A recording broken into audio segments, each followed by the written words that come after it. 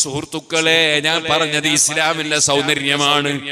അമുസ്ലിമിന്റേത് കക്കാൻ പാടില്ല, മുസ്ലിമിന്റേതും കക്കാൻ പാടില്ല. മുസ്ലിമിനോടും കളവ് പറയാൻ പാടില്ല.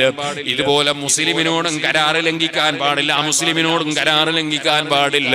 ഇത്ര സുന്ദരമായ ഒരു മതം, സുബ്ഹാനല്ലാഹ്. വന്ന് ചോദിക്കുന്ന അസ്മാ ബീബി റളിയല്ലാഹു അൻഹാ, അതാ ഇന്ന ഉമ്മി ജാഅത്തി, ഉമ്മ വന്നിരിക്കുന്നു നബിയെ.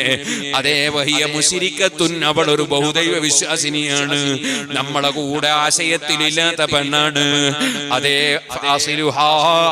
ഞാൻ എന്റെ അമ്മക്ക് എന്തെങ്കിലും കൊടുക്കാൻ പറ്റുമോ, അമ്മയുമായുള്ള ബന്ധം ചേർക്കാൻ പറ്റുമോ? അമ്മയെ അമ്മയായി തന്നെ കരുതണം, അമ്മക്ക് വേണ്ടത് കൊടുക്കണം. ഹബീബ് നബി തങ്ങളതാ പഠിപ്പിക്കുന്നു. ഇസ്ലാം വർഗീയതയില്ലാത്ത മതമാണ്.